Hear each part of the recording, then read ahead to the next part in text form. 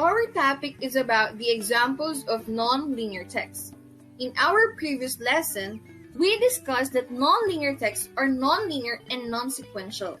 It uses a variety of charts, graphs, or maps. And in this video, we will learn the different visuals used in non-linear text and its meaning. Plus, we will learn about the parts of a graph. First, we have charts or tables. These are the representation of data presented by symbols or legends. Next, we have the line graph. It is a common type of chart which displays the information as a series of data points connected by line segments to show a trend. The graphical display of information of this graph changes continuously over time. Again, this line graph consists of line segments connected to each other to show a trend. Now we have the bar graph. This graph presents data with rectangular bars with different sizes that may run horizontally or vertically.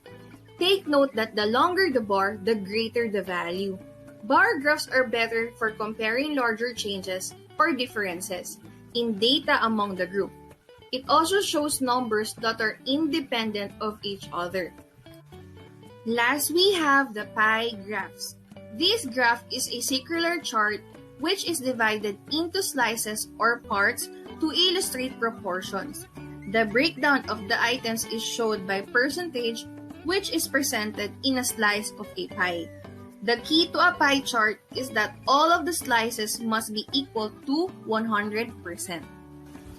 You are doing great in our session today. Congratulations on learning the different charts and graphs. Let us now open our minds to learning the parts of a graph. First, let's talk about the title. The title offers a short explanation of what is in your graph, and it helps the reader identify what they are about to look at. Next, we have the x-axis and the y-axis. The x-axis runs horizontally. These are the numbers representing different data being compared, while the y-axis runs vertically. These are the numbers for the amount of stuff being measured. It usually starts counting 0 and can be divided into as many equal parts as you want to. Always remember that the x-axis is running to the left and the y-axis is going to the sky. Again, x to the left, y to the sky. Then we have the data. The most important part of your graph is the information collected, or what we call data. Last but not the least is the legend. The legend tells us what each bar represents. It helps the reader understand what they are looking at.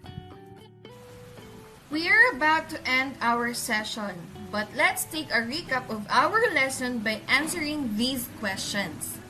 What are the examples of a non-linear text?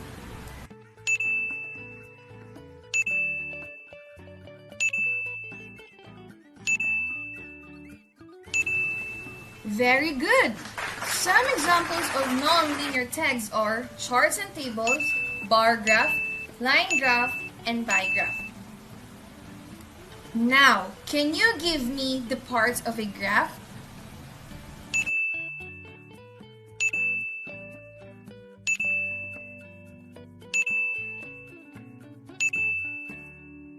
And that's correct. We have the title, x-axis, y-axis, data, and the legends. Congrats on learning the examples of non-linear text.